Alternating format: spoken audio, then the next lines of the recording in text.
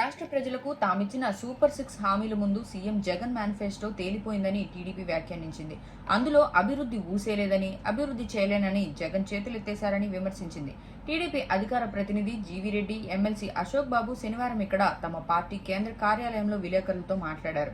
అవ్వాతాతలకు జగన్ షాక్ ఇచ్చారు. అధికారంలోకి వచ్చిన వెంటనే వారికి 4,000 రూపాయల పింఛను ఇస్తామని చంద్రబాబు హామీ ఇస్తే తాను 4 ఏళ్ల పాటు కేవలం 3,000 ఇస్తానని జగన్ చెప్పారు. ఎప్పుడో 2029లో 250 రూపాయలు పెంచుతానన్నారు. 2019 మేనిఫెస్టోలో మద్యపాన నిషేధం చేసి ఓట్లు అడుగుతానని చెప్పారు. ఇప్పుడు ఆ ఊసే లేదు. 25 మంది ఎంపీలను గెలిపిస్తే ప్రత్యేక హోదా తెస్తానని పోయినసారి డబ్బాలు పలికి ఈసారి దాని మాట ఎత్తలేదు. పోలవరం ప్రాజెక్టును ఏడాదిలో పూర్తి చేస్తానని గతంలో చెప్పి ఈసారి పోలవరం అన్న పదమే లేకుండా జాగ్రత్త పడ్డారు. వైసీపీ మేనిఫెస్టో చూసి ఆ పార్టీ శ్రేణులే తిట్టుకుంటున్నాయి అని అశోక్ బాబు వ్యాఖ్యానించారు. ఇప్పుడున్న రాష్ట్ర బడ్జెట్ 2.20 లక్షల కోట్లని, 5 ఏళ్లలో ఇది 4 లక్షల కోట్లకు చేరే అవకాశం ఉన్నా ఇంకా పాత హామీలే కొనసాగిస్తానని జగన్ చెప్పడం సిగ్గుచేటని జీవీరెడ్డి విమర్శించారు.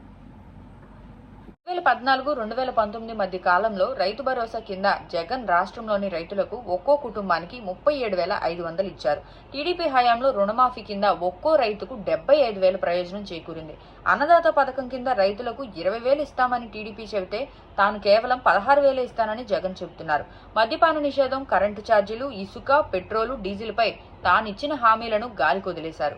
25 లక్షల ఇళ్లు నిర్మిస్తామన్న హామీ నెరవేరలేదు. అంగన్వాడీ, ఆశా, హోంగార్డులను మోసగించారు. సిపిఎస్ రద్దు, మెగా డిఎస్సిపై మాట తప్పాడు. మేనిఫెస్టోలో 85% హామీలు అమలు చేయలేదు, కానీ 99% అమలు చేశామని అసత్యాలు చెబుతున్నాడు. తనకు మేనిఫెస్టో బైబిల్, ఖురాన్, భగవద్గీతతో సమానం అంటూ ఆ పవిత్ర గ్రంథాలను కూడా జగన్ అవమానిస్తున్నాడని విమర్శించారు.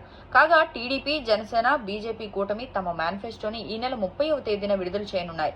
3 పార్టీల ముఖ్య నేతలు సంయుక్తంగా దీనిని విడుదల చేస్తారు. రాష్ట్రానికి ప్రత్యేక హోదాతోనే సమగ్రాభివృద్ధి సాధ్యమంటూ 2019 ఎన్నికల ముందు ప్రతిపక్ష నేత హోదాలో జగన్ ఊరు వాడా చెప్పారు. కేంద్రం మెడలు వంచి మరీ ప్రత్యేక హోదా తెస్తానని హామీలు ఇచ్చారు. అధికారంలోకి వచ్చాక ఆ హామీని గాలికి వదిలేశారు.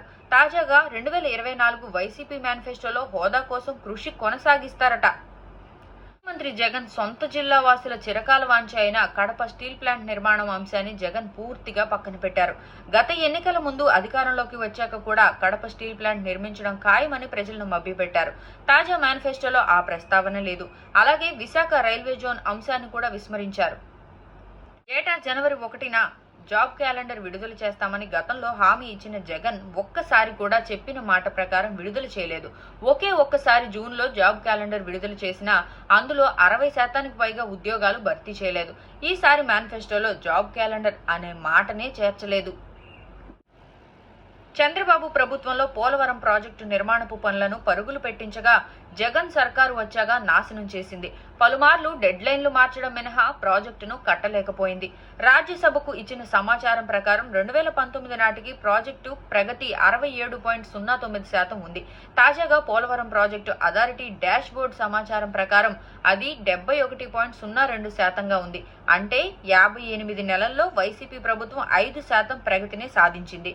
56,495 నిర్వాసిత కుటుంబాలకు గాను 12,797 కుటుంబాలకు మాత్రమే పునరావాసాన్ని కల్పించారు. తాజా మేనిఫెస్టోలో 5 ఏళ్లలో పోలవరం పూర్తి చేస్తామని పేర్కొంది. జగన్ 5 ఏళ్ల పాలనలో జరిగిన పురోగతిని పరిశీలిస్తే ఈ హామీ కూడా మోసమేనని తెలుస్తుంది. ఇల్లు లేని పేదలందరికీ 5 ఏళ్లలో 25 లక్షల పక్కా ఇళ్లు కట్టిస్తాం, ఇళ్ల స్థలాలు లేని నిరుపేదలకు ఇళ్ల స్థలాలు ఇస్తాం అని 2019 ఎన్నికల మేనిఫెస్టోలో వైసీపీ హామీ ఇచ్చింది. కానీ ఈ 5 ఏళ్లలో జగన్ సర్కారు కట్టిన ఇళ్లు 5 లక్షలు మాత్రమే. అంటే ఇంకా 20 లక్షల మంది నిరుపేదల సొంతింటి కల నెరవేర్చలేకపోయింది. వచ్చే ఎన్నికల్లో మరోసారి లబ్ధిదారులను మోసం చేసేందుకు జగన్ సిద్ధపడ్డారు. గత ఎన్నికల మేనిఫెస్టోలో చెప్పినట్టుగా పేదలందరికీ పక్కా ఇళ్లు కట్టిస్తున్నాం, 22.5 లక్షల ఇళ్ల నిర్మాణం చేపట్టి ఇప్పటికీ 9.2 లక్షలకు పైగా పూర్తి చేశాం అని మేనిఫెస్టోలో అబద్దాలు వల్లవేశారు. ఏకంగా 32.5 లక్షల ఇళ్ల నిర్మాణాన్ని వచ్చే 5 ఏళ్లలో పూర్తి చేస్తామని హామీ ఇచ్చారు. దేశంలోనే తొలిసారిగా కౌలు రైతులను గుర్తించేందుకు చట్టబద్ధమైన ప్రక్రియ తీసుకొచ్చామని వైసీపీ తన మేనిఫెస్టోలో గొప్పగా చెప్పుకుంది. కౌలు రైతుల చట్టం 2011లో ఉమ్మడి రాష్ట్రంలోనే అమల్లోకి వచ్చింది. అప్పుడు ఆ చట్టం పేరు Andhra Pradesh land licensed cultivators act 2011. రాష్ట్ర విభజన తర్వాత చంద్రబాబు పాలనలో ఈ చట్టం పేరు మార్చి ఆంధ్రప్రదేశ్ పంట సాగుదారుల చట్టం 2017ను తీసుకొచ్చారు. జగన్ అధికారంలోకి వచ్చాక దానికి చట్ట సవరణ చేశారు. అంతే తప్ప ఆయనే దేశంలో తొలిసారిగా కౌలు రైతుల చట్టం తీసుకురాలేదు. చేనేత కార్మికులందరికీ పెన్షన్ ఇస్తానంటూ గత ఎన్నికల ముందు ఓట్ల కోసం హామీ ఇచ్చిన జగన్ అమల్లోకి వచ్చే సమయానికి లబ్ధిదారులను 6 దశల్లో వడపోశారు. రకరకాల కొర్రీలు పెట్టి నేతన్న నేస్తం ఒక్కటే అమలు చేశారు. రాష్ట్ర వ్యాప్తంగా 3,50,000 మంది దరఖాస్తు చేసుకుంటే 81,000 మంది మాత్రమే అర్హులుగా తేల్చారు. గతేడాది ఆ సంఖ్యను భారీగా తగ్గించిన వైసీపీ సర్కారు 69,000 మందికి మాత్రమే లబ్ధి చేకూర్చింది. పట్టుచీరల తయారీ కార్మికులకు టీడీపీ ప్రభుత్వం ఇస్తున్న 2,000 కొనసాగిస్తానంటూ మాటిచ్చిన జగన్ అధికారంలోకి రాగానే తూచ్ అనేశారు. చేనేత మహిళలకు 45 ఏళ్లకే పెన్షన్ అంటూ అందులోనూ కోత విధించారు. వడ్డీ లేని రుణం విషయంలోనూ మడమ తిప్పేశారు. వాహన డ్రైవర్లను అన్ని విధాలా ఆదుకుంటానని ప్రతిపక్షంలో ఉండగా ఆటో డ్రైవర్లకు జగన్ మాటిచ్చారు. ముఖ్యమంత్రి అయ్యాక వాహన మిత్ర పథకాన్ని ప్రవేశపెట్టారు. లారీ, ట్రక్కు, ట్రాక్టర్ డ్రైవర్లను మినహాయించి ఆటో, క్యాబ్, మ్యాక్సీ డ్రైవర్లకే వరకే అని నిబంధన పెట్టారు.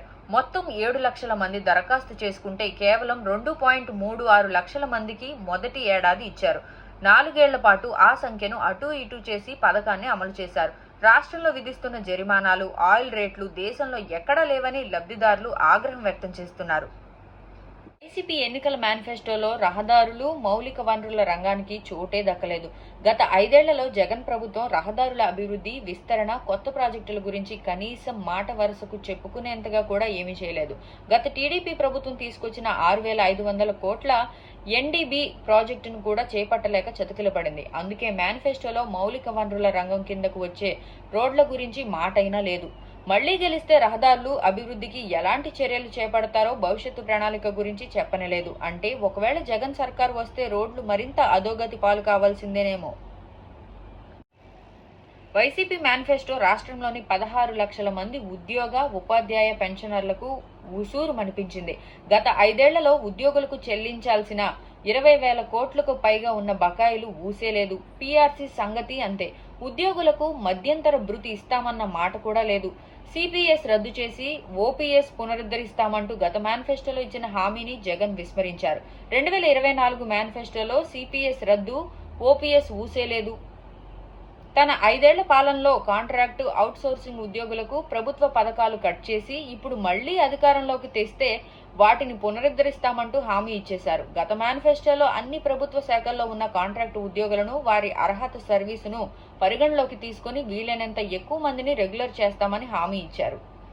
రాష్ట్రంలో 30,000 మంది వరకు కాంట్రాక్టు ఉద్యోగులు ఉండగా 4,000 మంది వరకు రెగ్యులరైజ్ చేసి 10,000 మందికి మేలు చేసినట్లు గొప్పలు చెప్పుకుంటున్నారు. అంగన్వాడీలకు తెలంగాణ కన్నా 1000 అదనంగా వేతనాలు పెంచుతామంటూ గత మేనిఫెస్టోలో ఇచ్చిన హామీని తూట్లు పొడిచారు. వారికి సంక్షేమ పథకాలు రద్దు చేశారు. ఉద్యోగులకు ఇళ్ల స్థలాలు ఇస్తామని, ఇళ్లు కట్టించి ఇస్తామని గత మేనిఫెస్టోలో ఇచ్చిన హామీ అమలు కాలేదు. అయితే వచ్చే 5 ఏళ్లలో ఇళ్లు లేని ఉద్యోగులకు సొంత జిల్లాలోనే స్థలాలు ఇస్తామని, 60,000 రూపాయల ఖర్చును ప్రభుత్వం భరిస్తుందని 2024 మేనిఫెస్టోలో చేర్చారు. వైసీపీ రెండోసారి అధికారంలోకి వస్తే విశాఖ కేంద్రంగా పాలన చేస్తామని ఎన్నికల మేనిఫెస్టోలో జగన్ ప్రకటించారు. గత మేనిఫెస్టోలో రాజధాని అంశం పెట్టలేదు. జగన్ సీఎం అయిన 6 నెలల తర్వాత విశాఖ పరిపాలన రాజధాని అంటూ అసెంబ్లీలో ప్రకటించారు. అప్పటి నుంచి దసరాకి వెళ్దామని, దీపావళికి వెళ్దామని, వైజాగ్లో కాపురం ఉంటామని చెప్పడమే తప్ప ఆచరణలో సాధ్యపడలేదు. అయితే ఈ 5 ఏళ్లలో జగన్ అనుచర వర్గం విశాఖను అడ్డంగా దోచుకున్నారు. ఎక్కడ భూమి కనిపిస్తే అక్కడ గద్దల్లా వాలిపోయి కబ్జాలకు పాల్పడ్డారు. ఋషికొండపై ఉన్న భవనాలు కూల్చేసి సీఎం నివాసం కోసం 500 కోట్ల ప్రజాధనంతో ప్యాలెస్ నిర్మించారు. ఏపీని రాజధాని లేని రాష్ట్రంగా మార్చానని జగన్పై సొంత చెల్లి షర్మిలతో సహా ప్రతిపక్ష నేతలు నిప్పులు చెరుగుతున్నారు. కేంద్రం కూడా అమరావతి రాజధాని అన్న విషయాన్ని పలుమార్లు స్పష్టం చేసింది. దీంతో కనీసం ఉత్తరాంధ్రలోనైనా ఓట్లకు గ్యాలం వేయడం కోసం మేనిఫెస్టోలో రాజధాని అంశాన్ని జగన్ ప్రస్తావించారు. రాష్ట్రంలో పరిశ్రమల స్థాపనకు ప్రోత్సాహకాలుగా ఇస్తున్న రాయితీలకు తోడు ఏపీఐడిని పునరుద్ధరించి తద్వారా నిరుద్యోగ యువతకు సబ్సిడీ అందించి కొత్త అధ్యయనానికి శ్రీకారం చుడతామని 2019 ఎన్నికల మేనిఫెస్టోలో జగన్ హామీ ఇచ్చారు. అయితే వైసీపీ ప్రభుత్వం అధికారంలోకి రావడంతోనే రాష్ట్రంలో పారిశ్రామిక రంగంలో తిరోగమనం మొదలైంది. జగన్ కక్షపూరిత వైఖరి, కమిషన్లు, వాటాల కోసం అధికార పార్టీ నాయకుల వేధింపులతో ఉన్న పరిశ్రమలు పారిపోవడమే తప్ప ఈ 5 ఏళ్లలో కొత్తగా చెప్పుకోదగిన పరిశ్రమ ఒక్కటి రాలేదు. వైసీపీ పాలనలో చిన్న, సూక్ష్మ, మధ్య తరహా పరిశ్రమల పరిస్థితి దారుణంగా తయారైంది. ప్రభుత్వం నుంచి ఎలాంటి ప్రోత్సాహకాలు అందకపోవడంతో పరిశ్రమలు నడపలేక, బ్యాంకులకు అప్పుల వాయిదాలు కట్టలేక ఎంఎస్ఎంఈల నిర్వాహకులు నలిగిపోతున్నారు. వైసీపీ ప్రభుత్వ హయాంలో కొన్ని వేల పరిశ్రమలు మూతపడ్డాయి. ఇంకా వందల సంఖ్యలో యూనిట్లు మూతపడే పరిస్థితి నెలకొనడంతో జగన్ సర్కారు 2021లో 1110 కోట్లతో రీస్టార్ట్ ప్యాకేజీని ప్రకటించింది. తొలి విడతగా 440 కోట్లు విడుదల చేసింది. ఏటా ఆగస్టులో ప్రోత్సాహకాలు అందజేస్తామని సంక్షేమ క్యాలెండర్లో ప్రకటించడమే తప్ప తర్వాత ఆ ఊసే ఎత్తలేదు. ఈ 3 ఏళ్లలో ఎంఎస్ఎంఈలకు చెల్లించాల్సిన ప్రోత్సాహకాల బకాయిలు 4000 కోట్లకు పైగా పేరుకుపోయాయి. 2019 మేనిఫెస్టోలో చెప్పినట్లుగా పరిశ్రమల స్థాపనకు ప్రోత్సాహం ఇచ్చాం. 5 ఏళ్లలో 85,543 కోట్ల పెట్టుబడులు, 28.89 లక్షలకు పైగా ఉద్యోగాలు వచ్చాయి. ఎంఎస్ఎంఈలకు 2087 కోట్ల ప్రోత్సాహకాలు అందించామంటూ 2024 మేనిఫెస్టోలో పచ్చి అబద్ధాలు చెప్పడాన్ని పారిశ్రామికవేత్తలు జీర్ణించుకోలేకపోతున్నారు. వైఎస్ఆర్ చేయూత పథకంపై జగన్ మాయాజాలం చేశారు. ప్రతి ఏటా 18,750 చొప్పున 4 విడతల్లో 75,000 ఇచ్చామని తెలిపారు. మళ్లీ గెలిస్తే వచ్చే 5 ఏళ్లలో కూడా 4 విడతల్లో 18,750 చొప్పున మరో 75,000 అందిస్తామని పేర్కొన్నారు. మొత్తంగా 8 విడతల్లో 1,50,000 రూపాయలు లబ్ధి అని 2024 ఎన్నికల మేనిఫెస్టోలో జగన్ ప్రకటించారు. ఇప్పటి వరకు ఇచ్చింది, ఇకపై ఇవ్వబోయేది అంతా కలిపి మొత్తం 10 ఏళ్ల కాలానికి పెద్ద మొత్తంలో చూపించి అంకెల గారడీ చేశారు. ఇక ఆసరాలో మేనిఫెస్టోలో మహిళలకు టోకరా వేశారు. 2019 ఎన్నికల రోజు వరకు అక్కచెల్లెమ్మలకు ఉన్న పొదుపు సంఘాల రుణాలు మొత్తం 25,571 కోట్లు ఇచ్చిన మాట ప్రకారం 4 దఫాల్లో ఇప్పటికే చెల్లించామని తాజా మేనిఫెస్టోలో పేర్కొన్నారు. అలాంటి లబ్ధిని వచ్చే 5 ఏళ్లలో మహిళలకు కల్పిస్తామని మాత్రం చెప్పలేదు. అయితే ఆసరా, జీరో వడ్డీ రుణాలు అంటూ ఆర్భాటం చేశారు. గతంలో చేసినవి మాత్రం చెప్పి గెలిస్తే వచ్చే 5 ఏళ్లలో ఏమిస్తామన్న అంశాన్ని గాలికొదిలేశారు. డోక్రా రుణాలకు గతంలో చంద్రబాబు ప్రభుత్వంలో 5 లక్షల వరకు జీరో వడ్డీ అమలు చేసేవారు. జగన్ వచ్చిన తర్వాత ఆ పరిమితి 3 లక్షలకు కుదించారు. దాని పరిమితిని పెంచుతారేమోనని ఆశించిన మహిళలకు నిరాశ ఎదురైంది. వచ్చే 5 ఏళ్లు దీన్ని ఇలాగే కొనసాగిస్తామని తేల్చేశారు. కాగా మహిళలకు మంత్రి పదవులు ఇచ్చామని, వార్డు మెంబర్ నుంచి మేయర్ల వరకు చట్టం చేసి మరీ అన్నింటా 50% పదవులు అక్కచెల్లెమ్మలకేనని మేనిఫెస్టోలో గతంలో చేసినవి చెప్పుకున్నారు. ఇప్పుడు కొత్తగా మహిళలకు రాజకీయంగా ఏం చేస్తారన్న విషయంపై స్పష్టంగా హామీలు ఇవ్వలేదు. కాపు సంక్షేమానికి ఏడాదికి 2,000 కోట్ల చొప్పున 5 ఏళ్లలో 10,000 కోట్లు ఖర్చు చేస్తామని 2019 మేనిఫెస్టోలో వైసీపీ పేర్కొంది. కానీ ఆ మేరకు కాపు కార్పొరేషన్కు నిధులు విడుదల చేయలేదు. దానిని కప్పిపుచ్చుకునేందుకు కాపు నేస్తం పథకాన్ని ప్రారంభించింది. 45 నుండి 60 ఏళ్ల వయసున్న పేద కాపు మహిళలకు ఒక్కొక్కరికి ఏడాదికి 15,000 చొప్పున 5 ఏళ్లలో 75,000 ఇస్తామని జగన్ పదే పదే చెప్పారు. తీరా 5 ఏళ్లలో 4 సార్లు 60,000 ఇచ్చారు. 3.3 లక్షల మంది కాపు మహిళలకు ఏడాదికి 500 కోట్ల మేర 2,000 కోట్లు ఇచ్చారు. ఇవి కాకుండా మరొక్క రూపాయి కూడా కాపు సంక్షేమానికి వినియోగించలేదు. మళ్లీ గెలిస్తే రాబోయే 5 ఏళ్లలో 4 విడతల్లో 60,000 ఇస్తామని మొత్తం 1.20 లక్షలు అవుతుందని 2024 ఎన్నికల మేనిఫెస్టోలో వైసీపీ పేర్కొంది. అంకెల గారడీ చేసి మొత్తం 10 ఏళ్ల కాలానికి ఇచ్చింది, ఇవ్వబోయేది కలిపి చూపించింది. ఉన్న ఒక్క పథకంలోనే మహిళను మోసం చేసిన జగన్ లేని సంక్షేమం ఉన్నట్టుగా కాక ఉన్న ఒక్క పథకంలోనే మహిళలను మోసం చేసిన జగన్ లేని సంక్షేమం ఉన్నట్టుగా కాకి లెక్కలు వేశారు. 5 ఏళ్లలో 10,000 కోట్లు ఖర్చు చేస్తామని హామీ ఇచ్చామని, కానీ చెప్పిన దానికంటే ఎక్కువగా 34,000 కోట్లు ఖర్చు చేశామని మేనిఫెస్టోలో తెలిపారు. ప్రజలందరికీ ఇచ్చే అమ్మఒడి, రైతు భరోసా, చేదోడు, ఆరోగ్యశ్రీ, పెన్షన్లు, ఇతరత్రా మొత్తం పథకాల్లో ఉన్న కాపు లబ్ధిదారులను వెలికితీసి వారికి ఇచ్చిన మొత్తాన్ని కాపు సంక్షేమం కింద జమ కట్టేశారు. దళితులకు సంబంధించి పలు పథకాలను జగన్ సర్కారు రద్దు చేయడంతో వారంతా ఆగ్రహంగా ఉన్నారు. తాజా మేనిఫెస్టోలో అయినా వాటిని పునరుద్ధరిస్తామంటూ హామీ ఇవ్వకపోవడంతో మండిపడుతున్నారు. మొత్తం జనాభాలో కనీసం 50% దళితులు ఉండి వారి జనాభా 500కు పైగా ఉన్న ఆవాసనాలను ప్రత్యేక పంచాయతీలుగా ఏర్పాటు చేస్తామని మేనిఫెస్టోలో ప్రకటించారు. తాము కోరని హామీలను మేనిఫెస్టోలో పెట్టి జగన్ కావాలని తమను అవమానిస్తున్నారని దళిత నేతలు వాపోతున్నారు. క్రైస్తవులకు, ముస్లింలకు ప్రార్థనా స్థలాల నిర్వహణకు ప్రత్యేక నిధి మాత్రం ప్రకటించారు. 2019 మేనిఫెస్టోలో చెప్పినట్లుగా కార్పొరేషన్లు ఏర్పాటు చేసి నిధులు వెచ్చించాం. ఆర్యవైశ్యులకు ప్రత్యేక కార్పొరేషన్ ఏర్పాటు చేశాం. ఆర్యవైశ్య సత్రాలు నడిపే హక్కు వారికే ఇచ్చామని మేనిఫెస్టోలో గొప్పగా చెప్పుకున్నారు. ఆర్యవైశ్యులకు ప్రత్యేక కార్పొరేషన్ ఏర్పాటు చేసి జగన్ దానికి ఒక్క పైసా కూడా కేటాయించలేదు. సామాజిక పింఛన్ల లబ్ధిదారులను జగన్ సర్కారు ముప్పు తిప్పలు పెట్టింది. గత చంద్రబాబు ప్రభుత్వం 19 లక్షల కొత్త పెన్షన్లు మంజూరు చేస్తే 2019-2024 మధ్య కాలంలో జగన్ 12 లక్షల పెన్షన్లు మాత్రమే మంజూరు చేశారు. బాబు హయాంలో 200 రూపాయల నుంచి పెన్షన్ 2000 వరకు పెరిగింది. జగన్ సర్కారు 2000 నుంచి 5 ఏళ్లలో 4 విడతల్లో తడవకు 250 రూపాయల చొప్పున 3000కు పెంచింది. పైగా లబ్ధిదారులు చంద్రబాబు హయాంలో 2 నెలలు తీసుకోకపోయినా 3వ నెలలో మొత్తం కలిపి ఇచ్చేవారు. అప్పట్లో ఎక్కడున్నా పెన్షన్ పొందే అవకాశం ఉండేది. జగన్ ఈ వెసులుబాట్లు కూడా లేకుండా చేశారు. పెన్షన్ల మొత్తాన్ని బీసీలకు 4000కు పెంచుతామని చంద్రబాబు ప్రకటించారు. ఈ హామీని ఇతర వర్గాలకు విస్తరిస్తారని ప్రచారం జరుగుతోంది. ఈ నేపథ్యంలో వైసీపీ మేనిఫెస్టోలో పెన్షన్ 5000 చేస్తారని లబ్ధిదారులు ఆతృతగా ఎదురుచూశారు. అయితే పెన్షన్ మొత్తాన్ని 2029 నాటికి 3500 చేస్తామని చెప్పడంతో వారంతా ఉసూరుమన్నారు.